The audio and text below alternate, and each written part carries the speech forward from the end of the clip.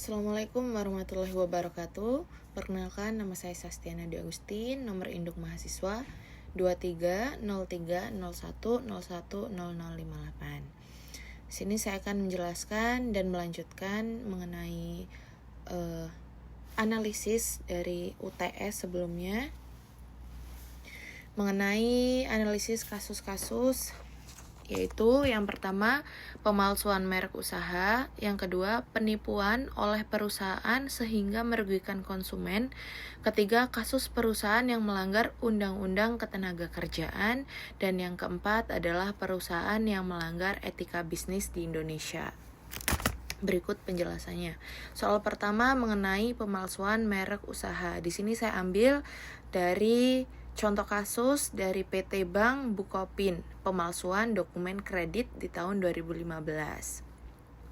Latar belakang kronologi yaitu pada tahun 2015, PT Bank Bukopin menghadapi kasus pemalsuan dokumen kredit oleh oknum internal dan pihak eksternal. Pelaku memalsukan dokumen seperti akte jaminan, sertifikat tanah, dan identitas debitur untuk mendapatkan kredit fiktif senilai miliaran rupiah. Kasus ini terungkap melalui audit internal dan laporan nasabah yang menemukan ketidaksesuaian data. Pelaku memanfaatkan merek dan reputasi Bank Bukopin untuk meyakinkan pihak lain, merugikan bank dan nasabah. Penegak hukum menindak pelaku berdasarkan pasal 263 KUHP tentang pemalsuan surat dan Undang-Undang Nomor 20 di tahun 2016 tentang merek. Analisis dari saya yaitu pemalsuan merek usaha dalam kasus ini melanggar hukum pidana dan Undang-Undang merek, merusak kepercayaan nasabah yang merupakan pilar utama industri perbankan berdasarkan asas kepercayaan dan kerahasiaan. Kurangnya pengawasan internal dan verifikasi dokumen menjadi celah utama yang dimanfaatkan oleh pelaku. Bank perlu memperkuat sistem audit, teknologi verifikasi, dan pelatihan karyawan untuk mencegah kasus yang serupa. Kerjasama dengan penegak hukum juga penting untuk menangani pelanggaran hak kekayaan intelektual atau yang sering disebut dengan hak kaki. Selanjutnya yaitu penipuan perusahaan yang merugikan konsumen. Kasus yang saya ambil yaitu dari kasus Koperasi Simpan Pinjam KSP Indosurya di tahun 2020. Latar belakang kronologinya yaitu KSP Indosurya menawarkan produk investasi dengan imbal hasil tinggi senilai 10% per bulan. Menarik lebih dari 23.000 nasabah dengan total dana 14 triliun. Sejak tahun 2020, nasabah tidak dapat menarik dana mereka karena KSP gagal membayar imbal hasil dan pokok investasi. Penyelidikan mengungkap bahwa dana nasabah dialihkan untuk kepentingan pribadi pengurus, bukan diinvestasikan sesuai janji. Kasus ini berujung pada penahanan pengurus KSP Indosurya oleh kepolisian atas tuduhan penipuan dan penggelapan berdasarkan pasal 378 KUHP dan Undang-Undang Nomor 8 Tahun 1999 tentang Perlindungan Konsumen. Berikut hasil analisis kasus ini mencerminkan penipuan skema Ponzi yang mengeksploitasi kepercayaan konsumen dengan janji imbal hasil tidak realistis. Pelanggaran Undang-Undang Perlindungan Konsumen menunjukkan lemahnya pengawasan Otoritas Jasa Keuangan atau OJK terhadap koperasi simpan pinjam. Kurangnya literasi keuangan nasabah juga menjadi faktor pendukung penipuan ini. Perbankan dan lembaga keuangan perlu meningkatkan transparansi produk investasi dan edukasi konsumen, sementara regulator harus memperketat pengawasan terhadap entitas non-bank yang menawarkan produk yang serupa. Berlanjut di analisis soal ketiga atau masalah ketiga mengenai pelanggaran Undang-Undang Ketenagakerjaan.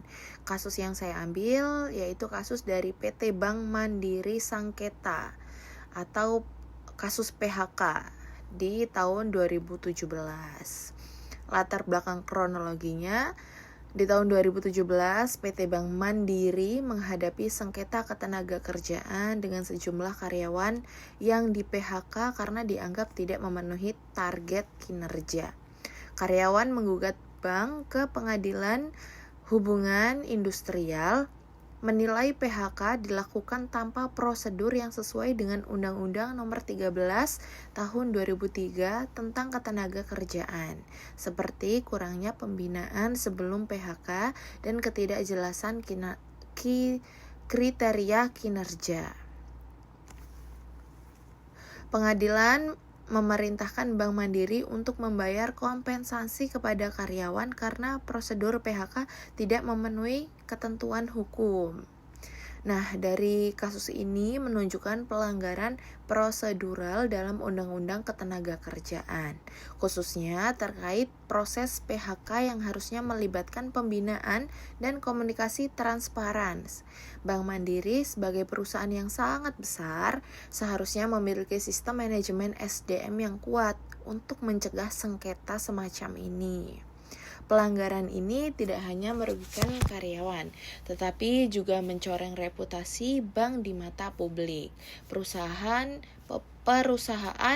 perbankan perlu memastikan kepatuhan terhadap regulasi ketenagakerjaan dan membangun komunikasi yang lebih baik dengan karyawan untuk menghadiri konflik yang serupa. Lanjut ke soal yang terakhir atau analisis masalah terakhir tentang pelanggaran etika bisnis. Kasus ini saya ambil dari PT Bank Century, penyalahgunaan dana nasabah di tahun 2018. Latar belakang dan kronologinya, pada tahun 2008 Bank Century atau kini yang sering disebut dengan Bank Mutiara mengalami krisis likuiditas akibat penyalahgunaan dana nasabah oleh manajemen bank. Dana nasabah dialihkan untuk investasi beresiko tinggi tanpa izin, menyebabkan kerugian besar dan kegagalan bank memenuhi kewajiban keuangan. OJK saat ini masih mengambil alih bank dan memberikan boilut sebesar 6,7 triliun untuk menyelamatkan nasabah. Kasus ini menyeret beberapa petinggi bank ke pengadilan atas tuduhan korupsi dan pelanggaran etika bisnis, pelanggaran kode etik perbankan Indonesia dan Undang-Undang Nomor 7 Tahun 1992 tentang perbankan. Analisis kasus Bank Century ini atau Bank Mutiara mencerminkan pelanggaran etika bisnis yang serius, terutama prinsip kehati-hatian dan transparansi.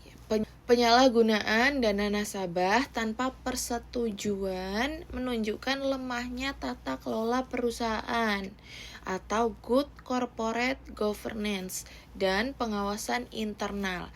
Kasus ini juga memicu kontroversi publik karena penggunaan dana publik yang boilut. Industri perbankan harus memperkuat tata kelola, menerapkan kode etik yang ketat, dan meningkatkan pengawasan oleh regulator untuk mencegah penyalahgunaan wewenang yang merugikan nasabah dan masyarakat. Dari beberapa kasus di atas, kita dapat menarik kesimpulan, yaitu keempat kasus di atas menunjukkan bahwa pelanggaran dalam industri perbankan baik berupa pemalsuan, penipuan, pelanggaran ketenagakerjaan, maupun etika bisnis memiliki dampak yang sangat serius terhadap kepercayaan publik, stabilitas keuangan, dan juga reputasi perusahaan. Penguatan tata kelola Kepatuhan hukum, transparansi, dan juga edukasi konsumen menjadi langkah penting untuk mencegah kasus yang serupa di masa depan atau masa mendatang. Regulator seperti OJK dan BI juga perlu meningkatkan pengawasan untuk memastikan industri perbankan beroperasi sesuai hukum dan juga etika. Berikut adalah referensi dari analisis kasus yang saya buat, salah satunya dari kompas.com tahun 2020 tentang kasus KSP Indosuria, yaitu penipuan investasi sebesar 14 triliun, dan juga dari detik.com di tahun 2017 tentang sengketa PHK karyawan Bank Mandiri, dan juga CNN Indonesia tentang skandal Bank Senturi tentang Buyout dan korupsi. Dan juga ada beberapa referensi lainnya. Berikut hasil presentasi saya mengenai 4 masalah dan juga analisis beserta dengan latar belakang dan juga kronologinya. Berikut atau itu saja yang dapat saya sampaikan. Apabila ada salah dalam penyampaian saya mohon maaf. Saya akhiri. Wassalamualaikum warahmatullahi wabarakatuh.